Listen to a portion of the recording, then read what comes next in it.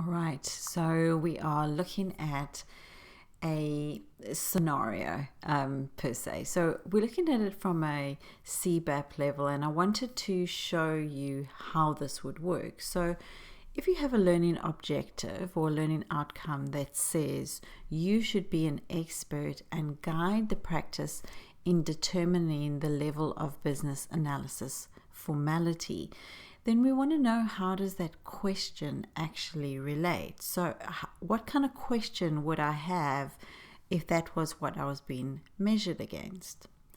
So if we look at 3.1.4.2 in your Babok guide, which is this, the formality and level of detail a business analysis deliverables has. This is in our planning and monitoring chapter. You'll see that there's lots of elements. So our approach, it'll look at the formality of our approach. Are we going to use predictive or adaptive approaches? Things to consider. So a change is complex and high risk if the organization is in or interacts heavily with regulatory industries. Stakeholders are geographically distributed and resources are outsourced. So these are kind of clues to say, well, what would you consider as a CBAP candidate would be the best approach in the case that we are using. So if you look at the question, so Bob is a senior business analyst working for FoodSafe, a multinational group specializing in food safety assessments across the globe. So the context that we're dealing with here is we've got a senior business analyst, and they are in a highly regulated organization because so they're working internationally, and it's a highly regulated organization because of food safety. Now they're going to go on, and the company is upgrading their technology platform and has just initiated a project called Food Tech. So they're taking and, they're looking at integrating and upgrading their whole technology platform. So it's quite a massive piece of work. So then we think, okay, so Bob is a senior BA, we know that. We know that we're in a highly regulated organization because of the way they've explained it, or we can at least make that assumption. And we know that it's an international group. Now, when we went to the Babok guide, here it said considerations that may affect the approach, and one of them was stakeholders are geographically distributed, and that the organization is in or interacts with highly regulated industries. So these are influences as to why we would choose a particular approach. Similarly, you can see, so a predictive approach is defined before implementation to maximize and control and minimize risk. It's formal. The information that's captured is standardized in templates, and activities required to complete the deliverables are identified first and then divided into tasks. So timing tasks are performed in specific phases. So that's what we look at when we talk about predictive.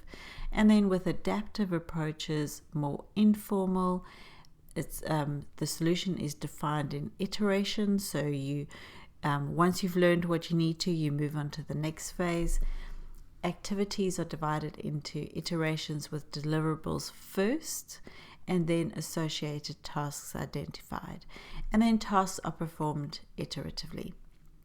So those are the two different approaches that we often mention. So let's go back here. So Bob has been assigned the role of the team lead. So he's even now in a more senior position. Can you see the outcome here? Guides the practice. All right. In this project, and completed his first task to review the existing business documentation and policies to help him plan his approach in the project. He needs information in a consistent manner and according to the project schedule that has been developed. So just by that statement, it's saying that you already have a schedule and when things are going to be delivered, which would imply it's a more predictive approach because it's not iterative, it's already been pre-designed. So Bob has typically used an agile methodology in the past to help with projects. That's what I would call a rabbit. It's not applicable. So you will need to also look at those type of things to say, is that information even necessary? And eliminate that. We need to know what the best approach is for this project. So which technique should Bob use next? So he's already gone through the existing documentation and the policies to help him plan his approach with the project. Now let's look at a whole lot of things that are happening here. So if we go into the needs, we know that the business analysis approach is shaped by the problem or opportunity. So the way we're going to approach it, or the way Bob is going to approach it, has to be relevant to what is happening here. And then when we look at where we have guidelines and policies, so if we look at the guidelines and policies, you'll see that the business policies define the limits within which decisions must be made. They may be described by regulations, contracts, agreements, etc. These policies can influence the business analysis approach. So you can see that he's busy going through all these policies at the moment, and that's a key component in deciding which approach.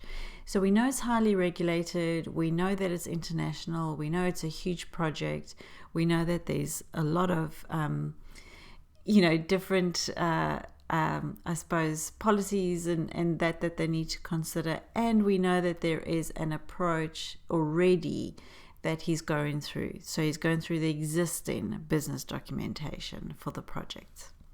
Now when we look at who, so you can see here he's integrating with the project manager. Now in this scenario, the project manager determines that the approach is realistic for the overall schedule and timelines.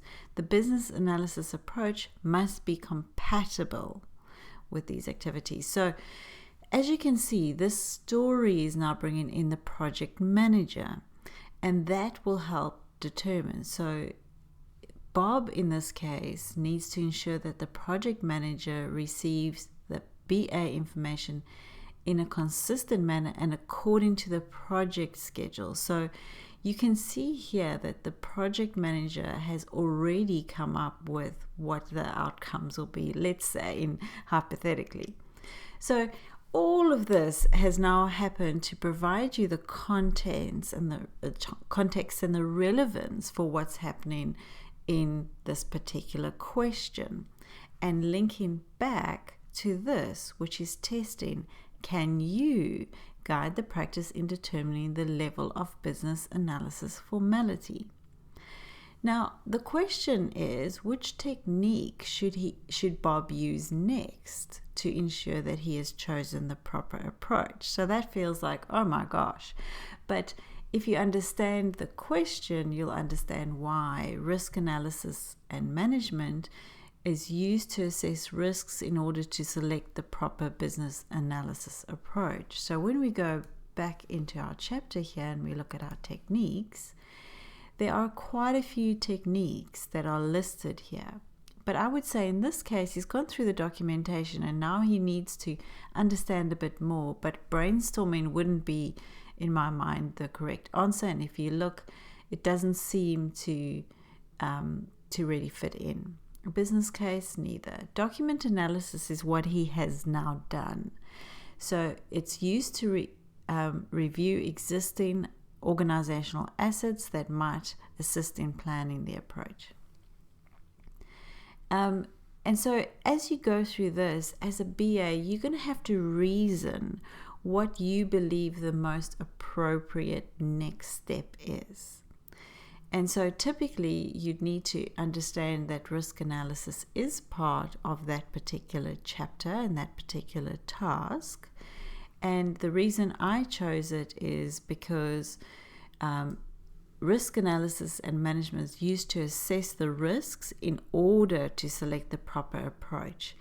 And my explanation for that is that he hasn't yet selected, but he's gone through all of the formal documentation. He understands what the project manager needs and the project schedule, and therefore he just needs to manage any associated risks, being a highly regulated organization, as to which of the approaches is best.